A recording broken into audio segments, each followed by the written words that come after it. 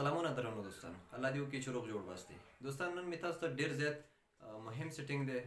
هغه که چېرته تاسو په واتساپ کې یا میسنجر کې تاسو څوک میسیج وکړي او میسیج وکړي اتومات هغه میسیج ډیلیټ کړي بیرته، تاسو ته هېڅ پته مو نه لګي چې دغه میسیج کې موږ ته څه رالیږلي او څه شی مثال میسیج یې موږ ته کړی او تاسو ته پته نه لګي خو میسیج یې تا ته کړی تا لا لیدلی نه وي، اتومات هغه ډیلیټ کړي.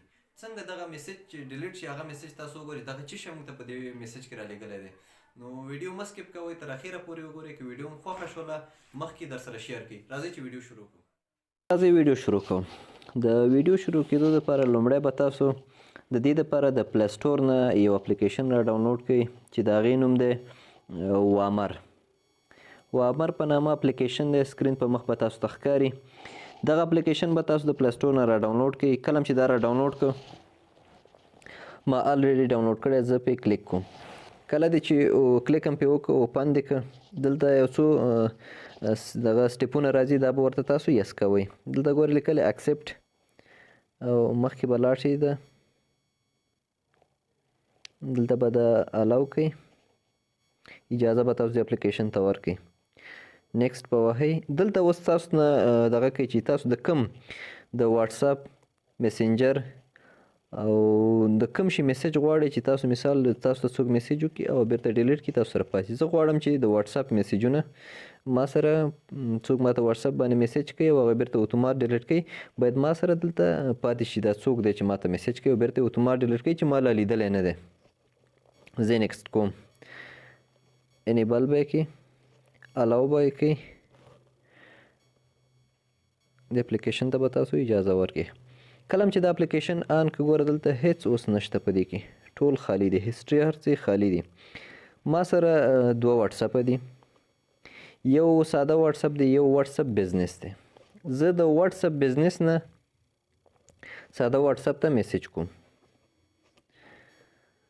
زه د دې نه میسیج کوم، مثال لیکم سلام.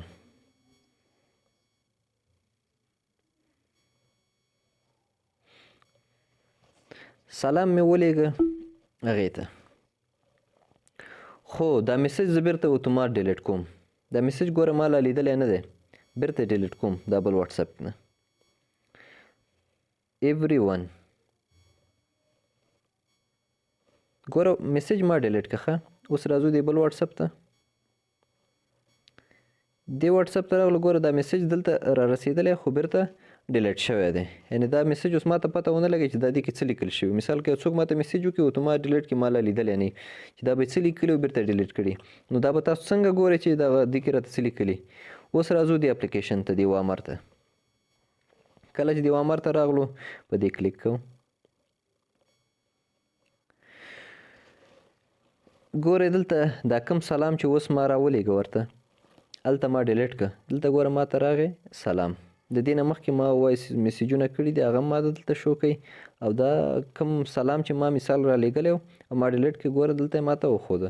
دې کې مثال عکسونه، ویډیوګانې، هر څه چې څوک تاسو ته ولیږي او بیرته یې اتومات هغې ته ډیلیټ کړي. یعنې تا ته هېڅ پته هم چې دا به څه شی را لیږلی.